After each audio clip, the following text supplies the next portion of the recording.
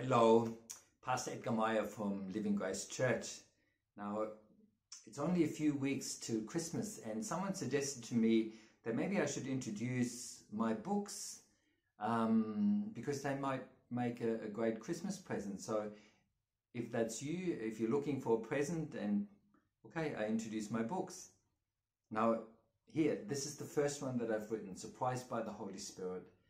And it is a book that is explaining the infilling, or what the Bible talks to be baptized with the Holy Spirit from scratch.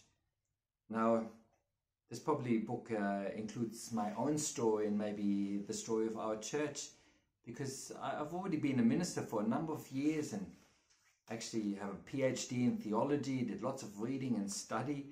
But it was really only a few years into the ministry that I was completely surprised by the reality and power of the Holy Spirit, that the way it is described in the Bible is still happening today, and that you can actually live the Christian life exactly like it's demonstrated and told in the Bible, which made the Bible a really exciting book again. So various chapters, what's the purpose of being filled with the Holy Spirit? So give three main purposes, and others come underneath it to make it simple and more easily understood. What are some of the side effects of the power? Maybe when the Holy Spirit comes on you, there's a chapter on spiritual warfare, a chapter of speaking in tongues. There are people that have been greatly blessed. I remember one young man, he actually read that chapter on speaking in tongues, and as he was reading, he began to agree with what the Bible was teaching. And as he was agreeing with it, and there was faith stirred up in him, he got the gift while reading the book. So I recommend it to you. For those that are not so keen on reading, it's also available as a DVD series, and there are audio CDs in here as well, so you can listen to it in the car. And for those of you that prefer to read it in German, it's actually translated into German and published there, and that is the book. Now, the second book that I've written is called Surprised by Miracles, and it is prompted by a miracle that came into our church at the end of 2009. I was preaching on the glory of God, so we didn't actually pray for any miracles, but the miracle came, and it looks like body glitter on the skin. So it looks like gold glitter or body glitter. Jesus makes it appear for a while. It looks pretty and beautiful and really helps when you've got darker skin. And so you have it for a while, and then it disappears again. And that came, and we liked it. I liked it.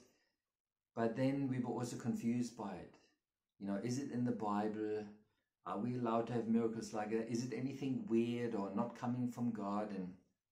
And so to answer the confusion, I've written that book. And I would have to say that this book, even in the Lutheran Church of Australia, where we were a member of, settled the debate. It didn't come up as a confusing issue because the Bible teaching on it is clear. And this book is an encouragement not only to agree with it and confirm it, but hunger for it and recognize the purpose and value of miracles in the church. It's a chapter on, how would you go about performing a miracle? What would God do in your life? So that's that book. Now, I would have to say the first two books, Surprised by the Holy Spirit and Surprised by Miracles, they're not difficult to read. There are lots of stories in it. They're both chock-a-block with teaching and insight, but it flows easily. Now, the third book that I've written is Experiencing God Together, and it's also written in an easy style, but it's probably a little bit more theological, and maybe it requires a bit more concentration on the teaching. It's dealing with two aspects of the Christian life that I struggled with in my life, and the first one was on unity.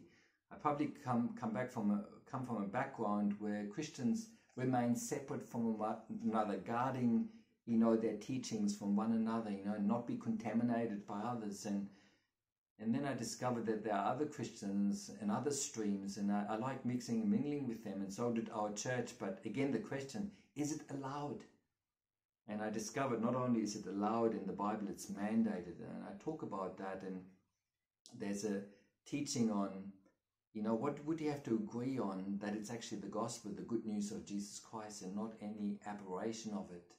I do that with the help of the Apostle Paul in the Bible. So there's a chapter on that. It's the first half of the book. The second half of the book deals with something else.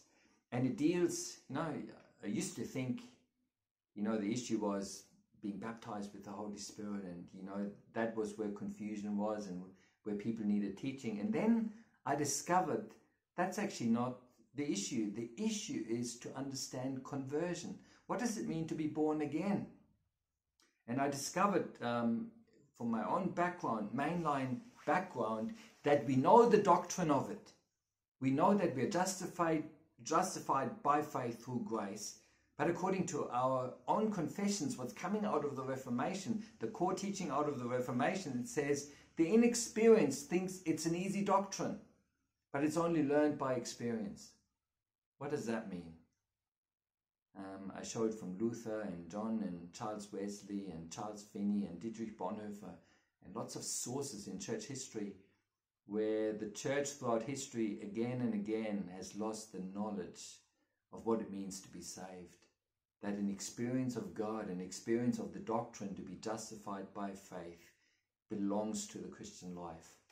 So if you're interested in that, and that's not difficult to read or understand, but it's so important to know for your own salvation, then get into this book and enjoy reading it. So lots of resources, they're all available at Living Grace Church, or most of them at the Coolwrong Bookshop. You get it online as well, Amazon and other shops. Yeah, I bless you reading them.